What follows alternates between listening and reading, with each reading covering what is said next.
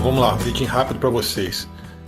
O tanque de guerra ficou no conserto um tempo e ficou bem sujo. E hoje é dia de eu dar uma lavada nele e vou mostrar para vocês o que eu faço. Não quer dizer que eu recomendo não, que vai dar certo para qualquer um não, é o que eu faço. Vou usar esse balde aqui, esse balde tem 20 litros, mas eu vou botar metade dele de água. Então vamos lá, que é o que eu vou fazer. Aqui já tem um restinho de detergente, eu vou completar isso aqui. Vai ser mais ou menos uns 200 ml de detergente. Detergente, qualquer um. Qualquer detergente comum de cozinha. Aí tem aqui 200 ml. Esse daqui, esse pote aqui tem meio litro.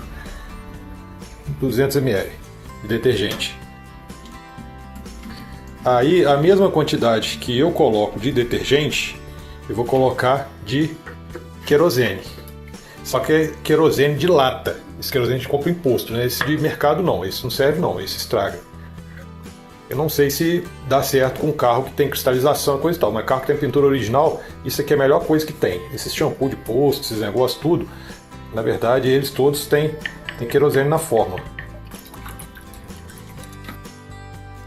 Tá lá, mesma quantidade de querosene, um pouquinho mais. Vou botar direto aqui para não sujar.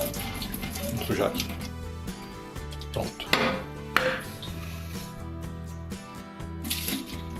Pessoal, usa balde que vocês vão descartar ou vai servir só para isso. Que depois que bota querosene aqui, o cheiro não sai mais não.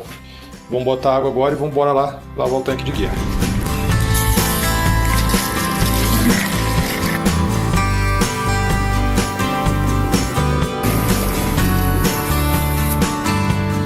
Pronto, meio balde, 10 litros, aquela medida. Bora lá lavar o tanque de guerra.